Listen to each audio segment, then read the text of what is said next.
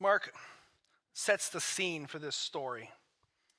Jesus is doing all these amazing things, and he lets you know that Jesus is out by the sea again. That Jesus had been by the sea in chapter 1, calling disciples, but he's out at it again. But this time, all the crowd, the group of people who had heard about him, were following him, and he was teaching them. But here in verse 14, we see as he passed by, he saw Levi, the son of Alphaeus, sitting at the tax booth. And he said to him, "Follow me." Now this story takes place in 3 of the Gospels. They're known as the synoptic Gospels. That means they tell the similar stories. They use a lot of the same content. And it's Matthew, Mark, and Luke. And they all tell this story about this scene. And it's a powerful scene because of what Jesus does. He's calling someone who's an outcast to follow him. Now, if you're not familiar, and maybe you've been in church in a while, you've heard this 1,000 times. But let's just pretend you haven't. That if you were a tax collector back in the first century, you were like a traitor. You were almost considered a terrorist. Now, here's what a tax collector would do. That the Jewish people, they were under Roman occupation, and the Romans, the way they funded their events and their empire was by taxes. Still takes place today, right? And so what they would do is they would put tax collectors in place to collect the taxes from the people. Now, the way the tax collector got paid was to take a little bit extra for himself. So here's what Rome requires, but here's what I need. So tax collectors, seeing the opportunity, were known to take way more than they needed. They were known as devious. They were known as deceptive. They were taking from their own people. You're a Jewish man, and you're supposed to be supporting the people of God, but here you're working for the empire. You're working for our occupiers, our opposition. And not only are you working for them, you're taking from your own people. You're stealing.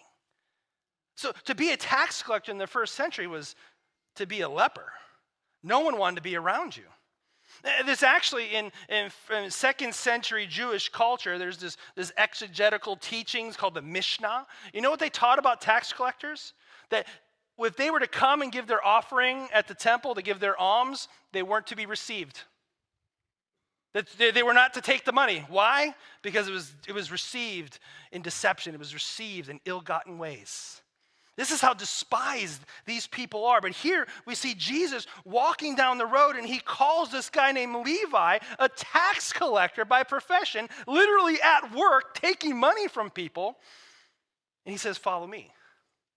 Now, some of you, if you've read this story before, you'll notice something a little bit different about Mark than Matthew. In Mark and Luke, they call him Levi, but in Matthew, he calls him Matthew. Now, people say, well, why is that? Why does he use a different name? I think that Mark and Luke are giving us some specific information about this tax collector.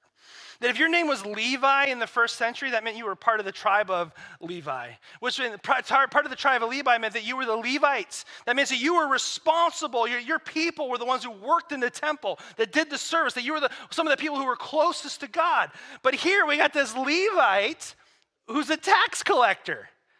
To add accent to injury, the one who was supposed to be closest was the farthest.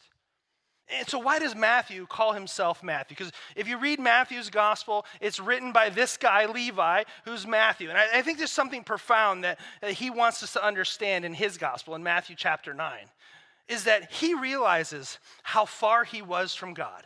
That he had gone so far, probably, and then this is a little bit of speculation, so let me step away from God's word for a minute. This is just my thought. That Matthew realized how far he was from God's word, that he had changed his name. And why didn't he just say that I'm Levi? Because he wanted us to remember. He wants all eternity to remember how far he was away from God, yet Jesus called him anyways. That we get something powerful from this story, that those that others would reject, Jesus calls. Jesus has got a following going because of all he's doing. It's not like an Instagram following where people are just liking and subscribing and all that type of stuff. But they're literally following him and saying, hey, this guy has got power. This guy's going to change our life. What is he up to? What is he doing? And what does he do? He calls us outcasts. The person that people would walk around, the person that people would not associate with, that they didn't want to be contaminated by him. Yet Jesus calls him to follow him.